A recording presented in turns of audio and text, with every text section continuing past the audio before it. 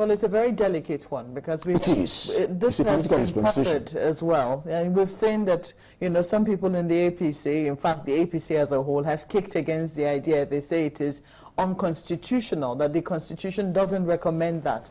They're saying that what difference will it make if the president or if a military officer is put in charge as the military governor, as it were, of that particular state? Fortunately, we have an example to quote. We have a precedent to quote. President Obasanjo, ex-President Obasanjo, declared state of emergency in Ekiti. He declared a state of emergency in Pt.2. What happened?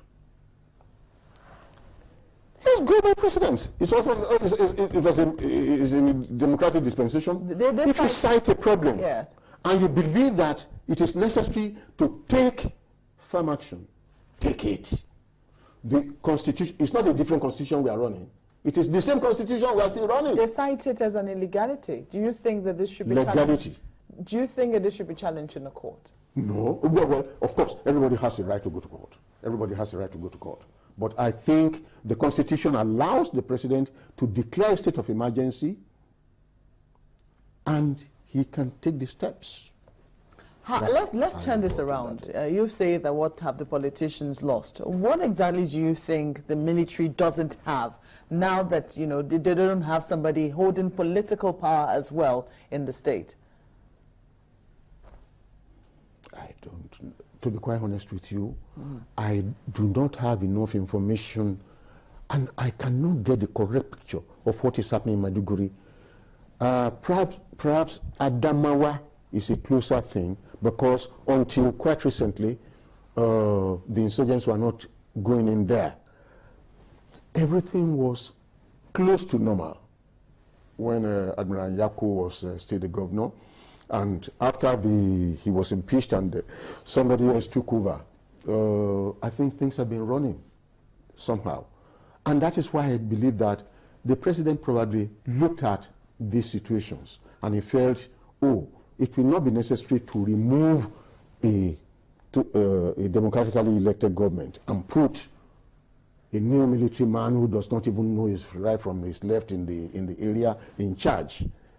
But my feeling is that the situation in Maiduguri, in Borno State in particular, had warranted a total emergency. And if a total emergency was declared in Borno State, perhaps the Chibok girls couldn't have been taken.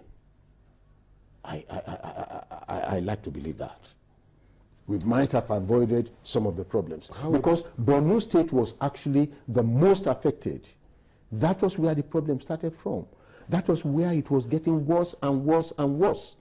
And I think the president ought to have, in fact, declared a total emergency in that place and take it over. It could be a civilian. It doesn't have to be a military officer. It could be a civilian or a retired military person, or somebody who has a clear picture of the security situation that warrants the declaration of emergency. General, how would this have worked? Because one of the senators that spoke to us a few days ago, his grouse was that the military is restricting the people, and the insurgents are having a free hand. They are able to move around. Now, weigh that against the military's complaint that the insurgents do not wear a particular uniform, so they mix amongst the people, so you can't really pick them out. So how would that have worked?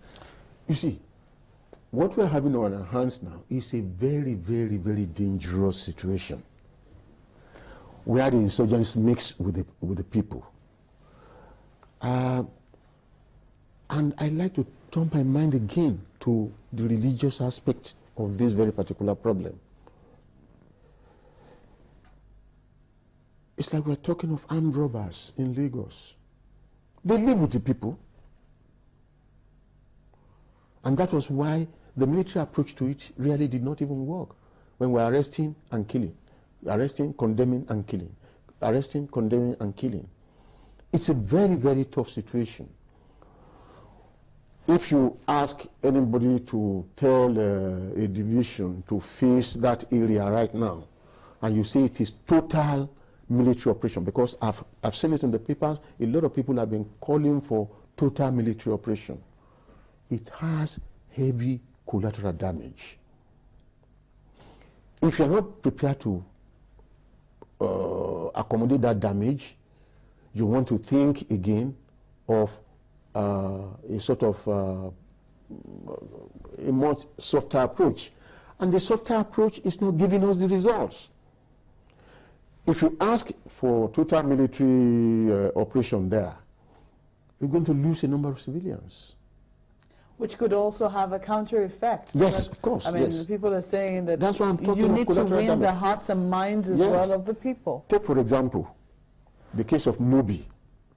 That's a town that has probably about 2-3 institutions, having children from all over the country.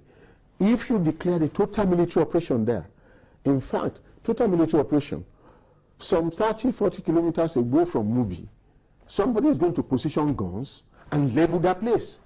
Yes.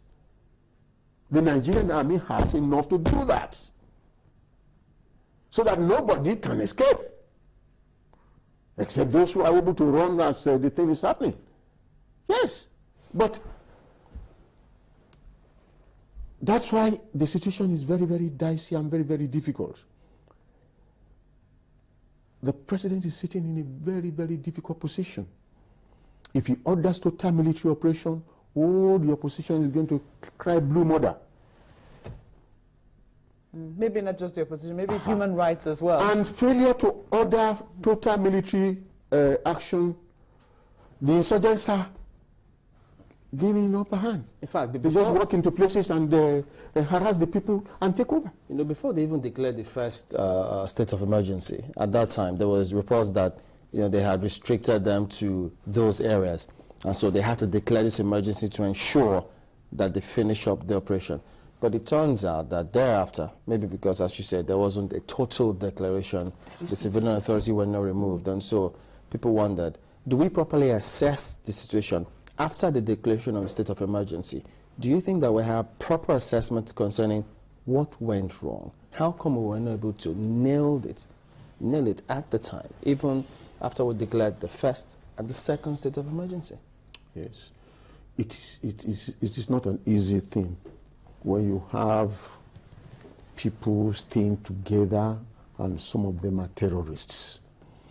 Some of the people who go around with belted IEDs on their waist, even young ladies and so on and so forth, those things were not done in the bush.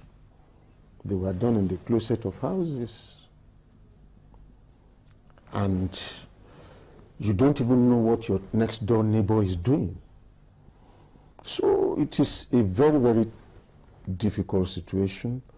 I do not know how it is going to be easy for us to be able to identify these people.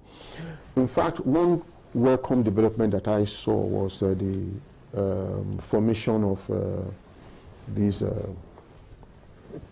civilian JTF? Yeah. Huh? Civilian JTF? No, the civilian JTF or something like that, A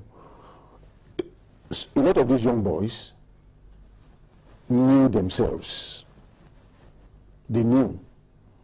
And they can go after somebody they believe is involved with that activity. But somehow, we did not develop it. We did not develop it. It is an area that should have been harnessed, and probably once you identify a group of people who want to serve as a vigilante group, of course the insurgents too, because they also know them, turn them into targets.